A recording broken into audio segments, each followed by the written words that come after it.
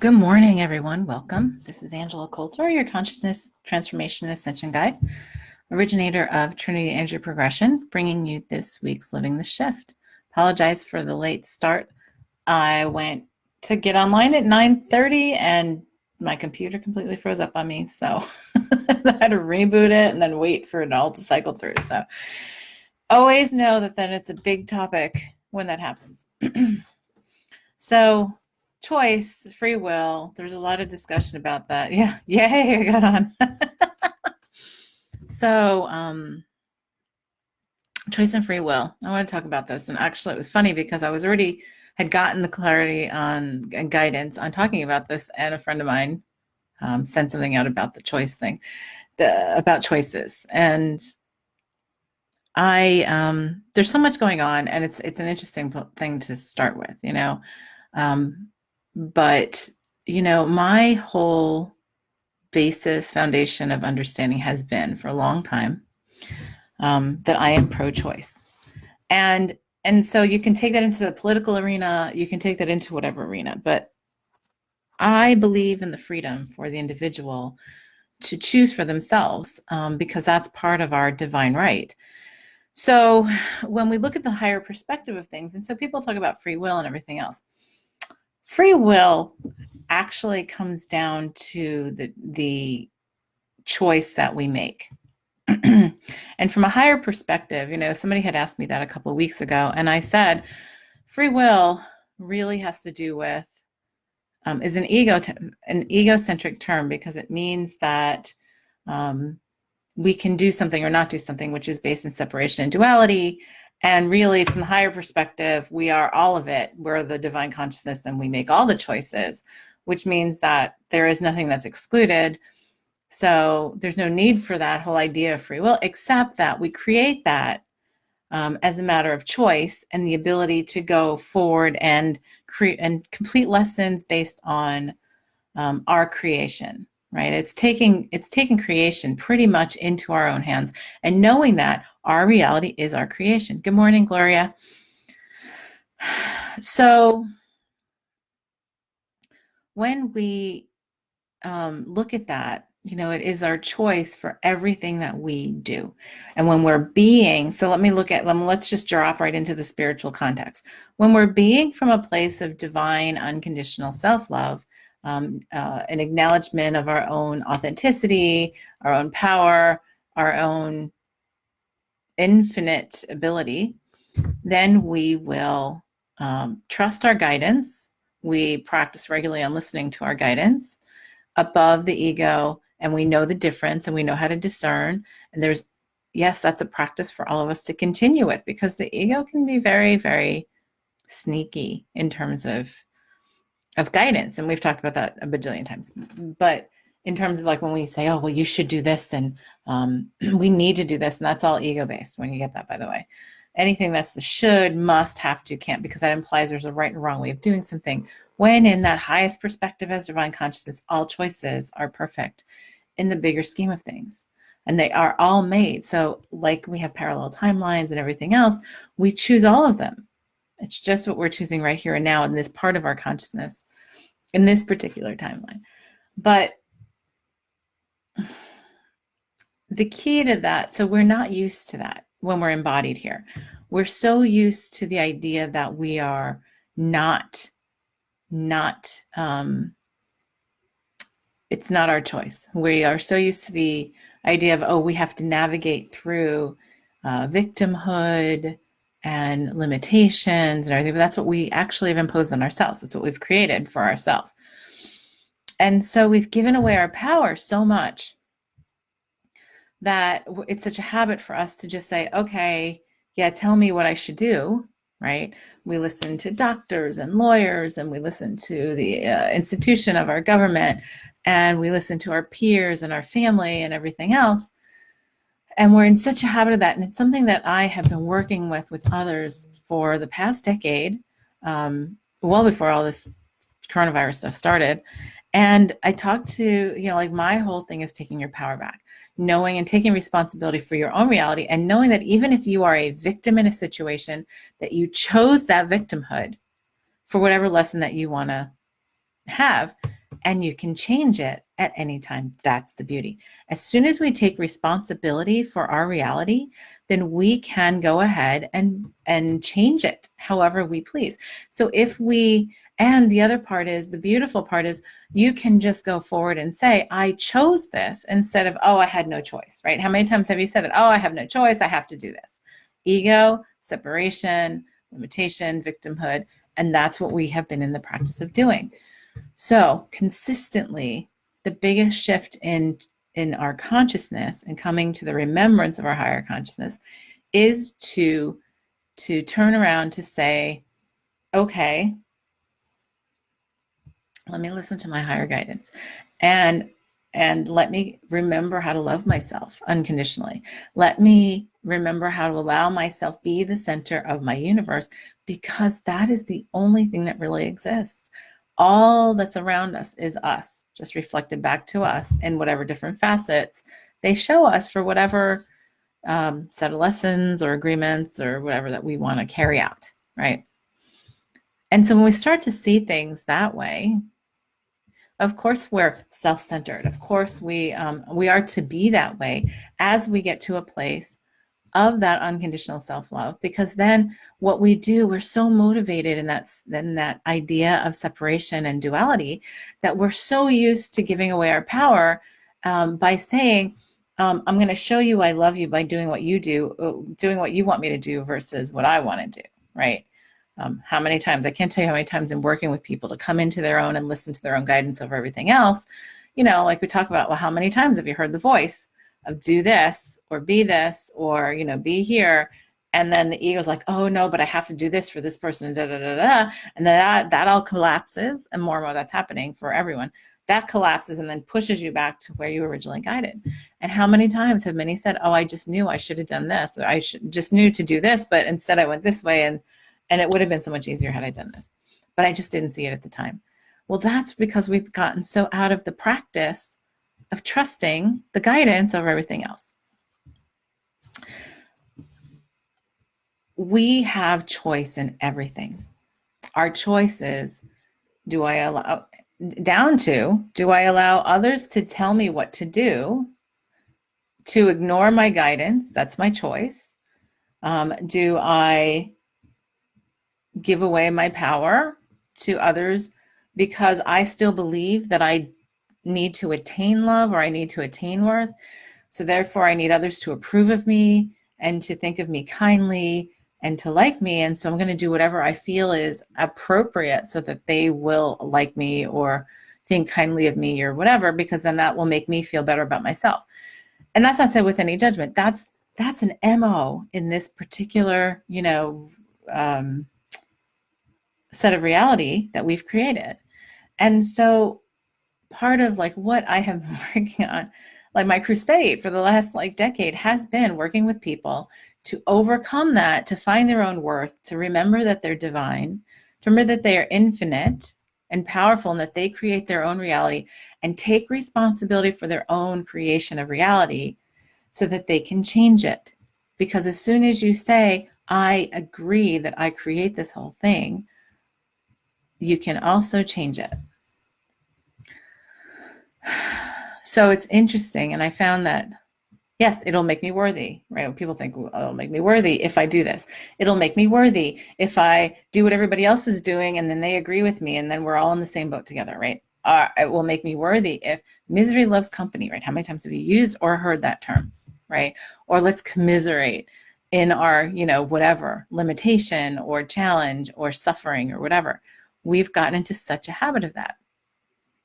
And so as we focus more on that, the key is not to lose sight of the fact that we create our own reality.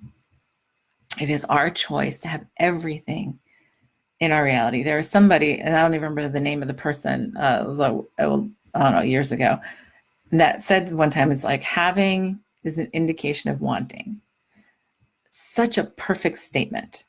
Because anything in your given reality is something that you want at some level for some reason, no matter what the suffering is, no matter what the sickness is, or the limitations are, or whatever. It's coming to the realization that That's all something I created for whatever set of lessons I agreed to have coming here. And I can change that when I feel like, or I can complete those lessons like now. That's the belief too, is that, oh no, I have to carry it out. I have to continue on in the way that I started. We don't, we can change it. That is what we've been going through as a mass awakening for the past couple of decades. It is awakening to our own power, our own sense of creation, our own responsibility for the creation in our realities.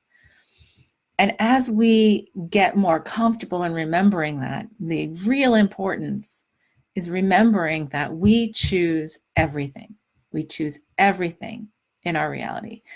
And so, of course, why would we not be pro-choice in everything that we do?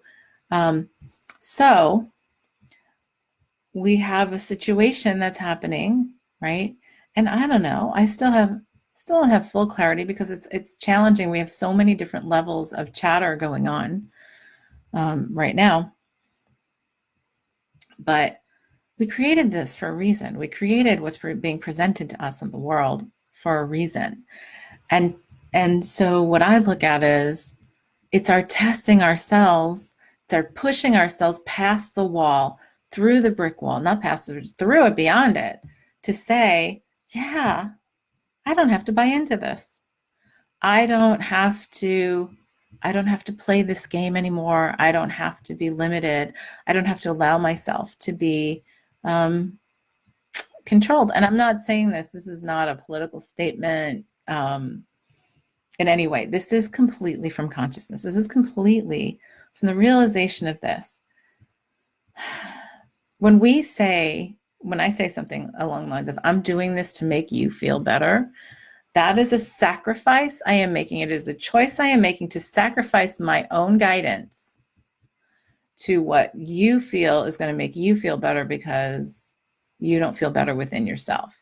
That is a standard, very embedded practice that we have in this reality, this set of dimensions when we're embodied here. And it still is not, it's still externalization, because it's saying, well, because I want you to like me, or I want you to be happy with me, or I want to be part of the group, I'm going to do what you want over what I want. Because I know a lot of people, it's interesting. There's a lot of people out there right now, and I'm not, like I said, this is no judgment. We're putting all the judgment on the shelf, right? Like I should say that at the beginning of every week. For this half hour, all judgment goes on the shelf. This is just observation. So there's many out there that are like, well, yeah, I don't believe in this right now. I don't believe in doing this, but I'm doing it to make other people feel better. And don't do it for yourself, do it for others. I mean, that's the big propaganda right now. Don't do it for yourself, do it for everybody else. But here's the thing, we're still in complying with that. And I'm not giving you my opinion either way, but in complying with that, we are saying, I will agree to keep my vibration in a more dense state of fear and disempowerment, because I'm going to giving up my guidance to listen to you. The more we shift our perspective to go inside and listen to our guidance, and we prioritize that to be above everything else, then we don't feel the necessity to rationalize what we're doing, to explain it, to excuse ourselves for it, because that's all ego. That's all like, oh, I'm afraid you're not going to like me, or you're not going to approve of me because I've chosen this. So now I have to make up something or give you a reason for me so that you feel okay about it, right? That's really what we do. And the more we get to this place of, I'm pretty comfortable with my guidance, it's like, well, I was just guided to do it. Or just no, or yes, or whatever. And so what is the challenge right now is the mass has become so loud, and there is this, I guess, a mass uprising of the ego at some level that's like, oh no, hush down, we must give away the power, we must stay disempowered. And that's our choice if we allow it. But that's also our lesson. Are we going to finally flow through it? And say, yeah, you know what? No, it's okay. It's all right. because I know that from the highest perspective, this all like I know what the whole picture is, even if I don't remember it consciously. And I don't have to explain myself. I don't have to say, well, yeah, and all the way down to things like, well, nope, not going to wear a mask. No, I'm not guided to. Not going to do this, not guided to. And it has nothing to do with not liking or not caring about other people. It has to do with recognizing, by the way, everything is me as the divine, and you are me and I am you. And therefore, I honor my journey, I'm honoring yours, and allowing you to play it out the way that you choose. What I say is this: I honor choice. I honor choice because that is where guidance comes from. That is the way we play it out in any set of given bajillion circumstances in any given second. And it's for us to get into that practice and that habit again. And we have been really pushing ourselves collectively. Collective ego has been trying to sort of squash that, because it's almost like we're at the place where it's the death of the ego in the way that we've allowed it to play out before. And now it's time for us to move beyond this. And no matter how much we're, placating the ego's all the way, this is very uncomfortable. I don't really like this. And so however you want to put it, because many, like, it depends on who you want to talk to. You can talk about the cabal, you could talk about it being the Anunnaki, you could talk about it being the Illuminati, you could talk about it being whatever you want. It's still collective ego, it's us, right? So no matter what, and one of the things that's been coming up a lot over the last several months is especially the dark shadow side of us, the darkest part of us. I was doing energy work with a friend of mine yesterday, and we were talking about what came up was the deepest, darkest desire. The deepest, darkest desire. And it's funny because desire, I always equate the word desire sort of with the ego, because desire means I don't have something already, right? And when we say the deepest, darkest desire, is it truly that the deepest, darkest desire is the collective ego that says, oh, I want to continue this. No, I'm having too much fun. I don't want to shift into a different level of consciousness and not have this game anymore the way we've had it, because it's just been so much fun. Maybe that's our collective deepest, darkest desire. And we can claim that we don't want to do this again, but, we have become addicted to the disempowerment, the play of disempowerment, even though it's our power and our choice to allow it, right? We always have a different choice. Gloria says, when you give away your power, eventually you end up resenting having done that, though. Yeah, exactly. And that has to do with worth. You pretty much any time you give up your power, it has to do with your own belief that you are not worthy to be in your own power. So this has to do with everything, and not just the virus and the pandemic and everything that's going on. This has to do with, it's funny, I can't even say the word pandemic because it's really not, but anyway, it's this idea of saying, okay, I'm going to commit to my own guidance, and my own guidance tells me this. And if it is different than what the government is saying, what the masses are doing or saying or whatever, I'm okay with that, because I know that I am really anchored in to trusting that guidance. And I am now the example for others to allow themselves that freedom as well. Because truly, we're talking about being free here, and being free is having the right to choose. So it's interesting, because I was talking about this the other day, and I said, really what it is I'm pro-choice. I was talking to somebody about this, and I said, and it's funny because right away people jump into that, politically, and I'm like, yeah, so okay, politically, I'm, pro-choice for abortion, and I'm pro-choice for, if you want a gun, you can have a gun. So wow, those are two extremely, different sides of the aisle, I guess you call it. And I'm also really for the choice of listening to my own guidance over anybody else, over anything else, over whatever's going on, over what others tell me. And, many say to me, I'm afraid that of what's going to happen if I do that. I'm not going to be loved. I'm going to be kicked out of my family, or, and then we continue with the propaganda, the collective ego, which has really If we look at that, if we just take off the labels and we say that's really this collective ego tsunami going, oh my God, no, we can't put this to rest. This game is too fun. So we need to kind of find a way to control ourselves again. And so, you know, and so then there's the propaganda, and I use the word propaganda as it's illusion. It's deception of, oh, well, to make you do something, I'm going to play on your emotions of unworthiness. That's what we do. That's the manipulation. It doesn't even matter who it's from. And if we allow it, it means we have that unworthiness within us, right? So if somebody plays on our emotions and says, oh, well, do you want grandma to die? You've got to do this because grandma will die if you don't. Or somebody you love, or your spouse, or your sister or brother, or your kids. If you, or now it's like, oh, if you don't do this, then, you could potentially have your family split up and all this kind of stuff. Wow. Play on emotions. Play on, oh, well, I need to have them in my life. I need to have this situation to be worthy. And I will just give away my power to save that so that I am loved by others, so that I am seen as compassionate and loving, versus saying, you know what?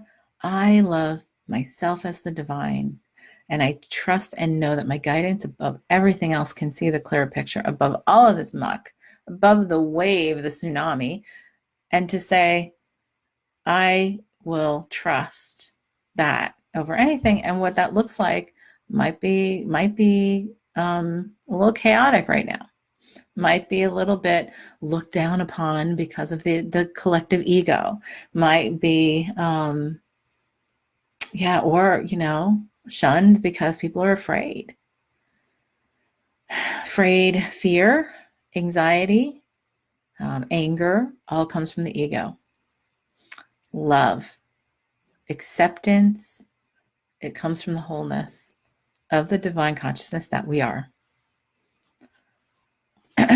And this is our test for ourselves, for those of us who've been active in the spiritual world, active in our spiritual evolution and remembrance. It's our test to be able to really ground and anchor ourselves into that trust, into that unconditional self-love, into that knowledge that I know what's best for me above everyone else. Like, you can't tell me what's best for my journey. I always say that everyone is to step back and listen to their own guidance and check in all the time. So is this true for me? Is this my truth, what this person is saying? Except we are not in the habit of doing that because we're used to saying, oh, somebody we trust or we respect or we believe has the right, qualifications, or I can't even think of the word, qualifications, or, the right title and everything else. Oh, because of that, then I should listen to them over me because they would obviously know me better than me, right? But that doesn't make any sense. Only I know my journey, even if I'm not even conscious of knowing the whole journey. My higher self knows the whole ticket.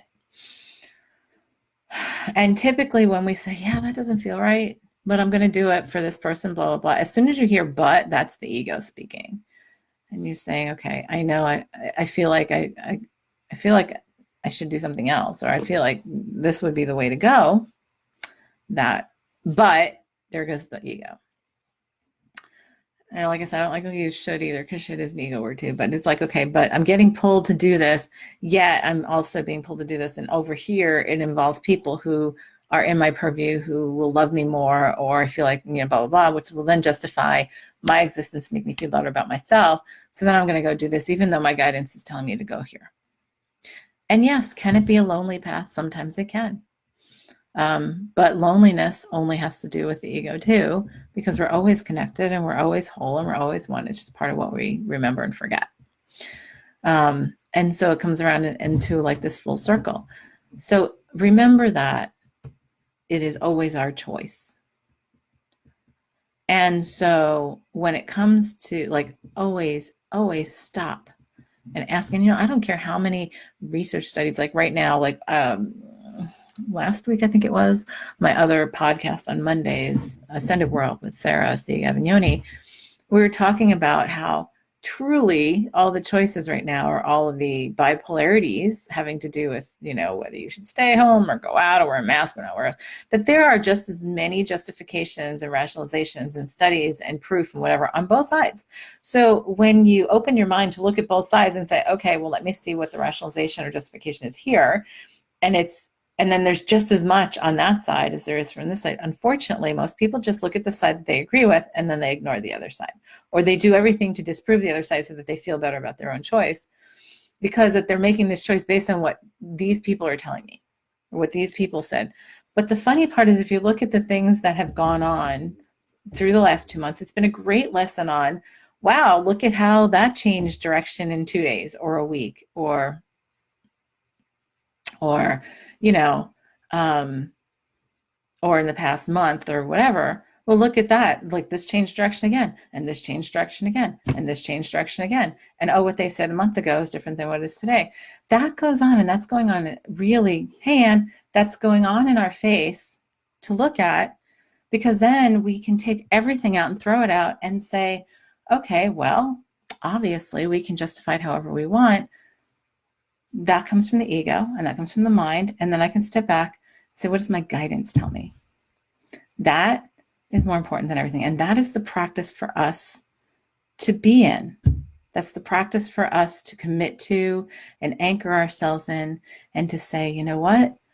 I am going to listen to that above everything else. And I'm going to commit to stepping back and saying, is this my truth? Is this true for me? Is this for me to do? Or is it for me to be? And how, and how, or what is there for me to be, and what is there for me to do in this situation? And listen to your guidance. Not the, oh, I saw 50,000 facts this way, or I saw 50,000 facts this way. Put that all aside, because it's all external. What does your internal say? And here's the thing. When we get to living from this place of true guidance and from spiritual consciousness, when we come to this place of wholeness and we come more and more to a place of self-love, we come to a place of recognizing that my vibration, when my vibration shifts into a different bracket, disease and illness just don't even exist. Okay. So that's the whole thing. It's like, okay, so that's why two different people in the same family, in the same house, in the same room. Okay, let's look at that. This person is just one is in a place of love and acceptance and wholeness and inner guidance and peace, and the other one is still very angsty and anxious and fear motivated and all that kind of stuff. And they're both in different bands of vibration entirely, right? So this one over here, that's all angsty and anxious driven and fear driven and everything else, they tend to get sick because they allow it. They still allow it, and they still believe that they are of the vibration where they have to get sick to be a part of the mass, that they have to allow that sickness. And then the other is, yeah, that's just an illusion. And yeah, in the place of love, there is no disease. And therefore, I don't have to be afraid of any disease. I don't have to be afraid of any illness. I don't care how. I don't care if it's a bubonic plague. I can walk through a field of lepers, or whatever you want to talk about, the Bible and Jesus or whatever. You walk through a field of lepers, and it's all about being in the vibration where you're transcendent to that. So the choices that two different people make are perfect for them when they follow their guidance. So even if the person who's angsty and anxious, if they're working on listening to their guidance and they're still at the point where they're taking on disease or injury or whatever, then their guidance is, okay, yeah, do this to, all right, do this to, wear masks, stay home or whatever. And then the other person's not, guidance is, doesn't matter what you do, you're fine. They're both right. So when we say that everybody should do this, then we're disempowering ourselves and each other. When we, and we're not allowing people to get into the practice of trusting their own guidance. And we're also not allowing ourselves to do that.